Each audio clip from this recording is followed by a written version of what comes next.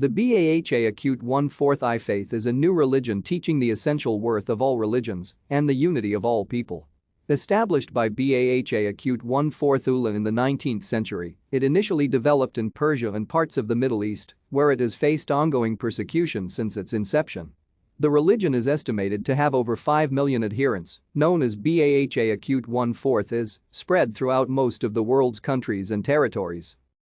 The religion has three central figures: the Bab, considered a herald who taught that God would soon send a prophet in the same way of Jesus or Muhammad, and who was executed by Iranian authorities in 1850; Bahá'u'lláh, who claimed to be that prophet in 1863 and faced exile and imprisonment for most of his life; and his son, Abdul-Baha, who was released from confinement in 1908 and made teaching trips to Europe and the United States.